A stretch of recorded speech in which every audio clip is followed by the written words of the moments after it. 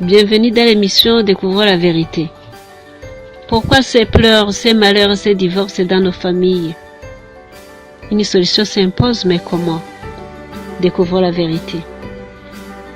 Dans ce monde, il y a 3 sortes d'autorités. Il y a l'autorité de l'Église, il y a l'autorité de l'État et l'autorité familiale. Toutes les 3 cherchent à procurer de la paix et de la sécurité à ses membres. Mais il y a quelque chose qui est impossible. Elles ne peuvent pas aboutir à leur but à moins qu'il y ait une intervention divine. Et cette intervention est conditionnée par le fait que sa loi est observée et respectée dans toutes ces autorités.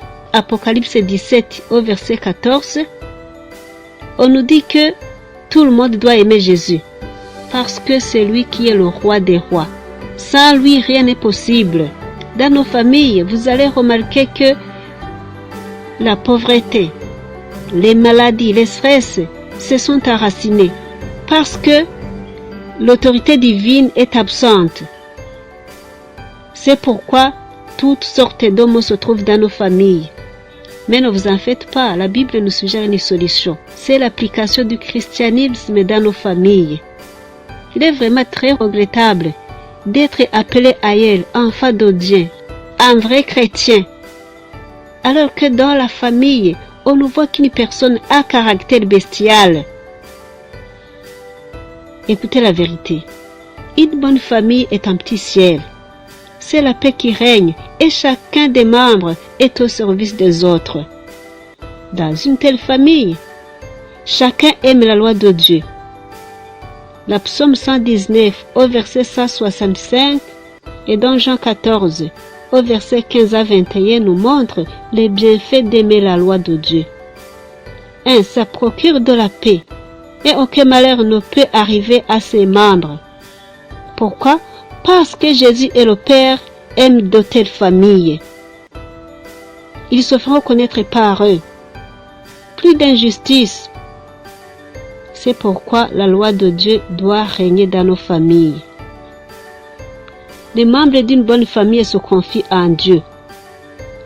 Isaïe l'a bien dit dans son chapitre 26 au verset 3. Quant à Habakkuk, chapitre 3 au verset 17, il montre que même dans des problèmes extrêmes, ils se cramponnent à Dieu. Ils étudient la voix de Dieu. Lisez aussi le psaume 86 au verset 11. Si de telles familles tombent dans des tentations, ils se réconcilient directement avec Dieu et cela se fait avec honnêteté et sincérité, sans rien cacher. David l'a très bien fait dans son psaume 51. On ne peut rien cacher à Dieu parce que lui, il nous connaît plus qu'on se connaît. Il voit tout, il est omniprésent, alors on ne peut rien cacher de lui. On peut se méconnaître, mais Dieu nous connaît très bien. Donc, il faut avouer nos fautes, il faut avouer nos péchés. C'est lui seul qui peut nous ôter ces péchés. En se détournant de sa voie, on se détourne de soi-même, on devient ennemi de soi-même. Écoutez la vérité. Les impies chercheront à se cacher de sa face, mais en vain. D'où la nécessité de se réconcilier avec lui quand il est encore possible. Job l'a bien dit dans son chapitre 22, versets 21 et 22. Si vous faites cela, ça va vous procurer de la paix et du bonheur. Une telle famille accueillera Jésus dans ses demeures. Les membres vont s'unir par la croix. Et cette dernière va chasser toutes sortes de haine qui est dans leur cœur. Ils vont aimer tout le monde sans exception aucune. Et ils vont avoir une grande bénédiction. Pour eux-mêmes, pour les voisins, pour le pays et pour le monde entier. Écoutez la vérité. Dieu nous aime nous tous, mais il hait nos iniquités. De notre côté, nous sommes appelés à haïr l'iniquité parce que on ne peut pas dire qu'on aime Dieu alors qu'on continue à commettre des iniquités. Dieu hait les iniquités. Et nous aussi, nous sommes appelés à le faire. En faisant cela, nous serons appelés les vrais enfants de Dieu. La croix nous a unis à Dieu.